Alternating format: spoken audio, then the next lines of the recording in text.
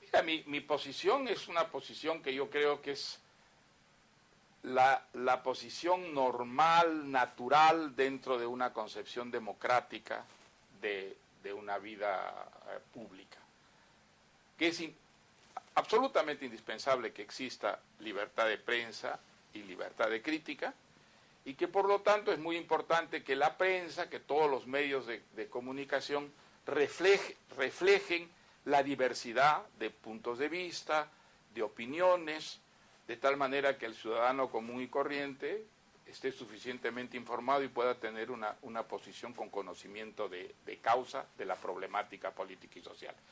Eso para mí es incompatible con la concentración de los medios de prensa. Y afortunadamente tenemos una constitución que en ese aspecto es absolutamente clara, es meridianamente clara, pues prohíbe la exclusión, el monopolio y el acaparamiento de la prensa. Creo que ese es un principio que está perfectamente establecido en la Constitución. Ahora, ha surgido un fenómeno muy concreto, que es el hecho de la compra por el comercio de prensa, que yo creo clarísimamente entra en contradicción con ese principio constitucional, y por eso me parece que ha sido una muy buena iniciativa la de estos 8 periodistas, que arriesgándose a la muerte civil, han hecho una acción de amparo pidiendo que el Poder Judicial declare nulo ese acuerdo comercial. Yo creo que las razones son obvias. Ningún país democrático digno de ese nombre acepta una concentración de la prensa que le dé a un órgano, a una empresa, a un grupo, el 80% o casi el 80% del mercado informativo. Todas las sociedades democráticas desarrolladas tienen leyes o principios que impiden, digamos, el monopolio y el acaparamiento. He estado estos días justamente viendo qué ocurría en Estados Unidos, en Europa. Ninguna democracia permite una concentración semejante. Incluso muchas de ellas son muy cautelosas e impiden que haya un cruce. La propiedad cruzada. De manera que sea, exactamente, que tengas periódicos y tengas televisiones, eso está prohibido en muchas. Y en todas partes hay unos organismos que controlan, digamos, o que vigilan que no se produzca esa concentración. Entonces, bueno, pues nosotros tenemos un principio constitucional al respecto. La pregunta, yo creo, clave es ¿cuál es la mejor manera de garantizar ese pluralismo informativo y evitar esa concentración? Entonces, yo estoy en contra de leyes especiales en democracias subdesarrolladas. No en democracias desarrolladas. Nadie discute, por ejemplo, en España, la función que tiene la Comisión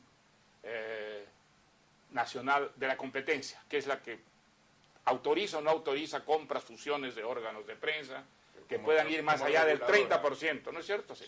Bueno, como en Inglaterra me parece que es menos del 30% todavía. Pero en los países subdesarrollados, leyes de prensa ya sabemos a lo que conducen. Venezuela, Ecuador, Bolivia, a Argentina, a que la ley de prensa sea un instrumento que utiliza el poder político para limitar o simplemente abolir a los periódicos críticos, indóciles. Entonces, yo creo que es la razón por la que no debemos aceptar la idea de que el Parlamento, una ley de medios, es la mejor manera de defender la libertad de prensa. Yo creo que con los precedentes que tenemos, y además las cosas que acaban de ocurrir en el Ecuador, en Argentina, hay que oponerse a que haya una ley de prensa, y yo creo que hay que aceptar que la vía judicial es la mejor. Debería ser a través de la vía especial. A través de la vía judicial puede ser lento, puede llegar, digamos, esto a muchas instancias, llegar a la Corte Suprema, llegar al Tribunal Constitucional y llegar incluso a la Corte Interamericana de Derechos Humanos de San José, en buena hora, porque yo creo que un debate en el Parlamento, con el enorme desprestigio que tiene el Parlamento, en todas las encuestas que se hacen, es la institución peor valorada por la opinión pública peruana. Es la tribuna peor para que haya un debate alturado, sensato, racional, sobre la mejor manera de impedir la concentración de la prensa.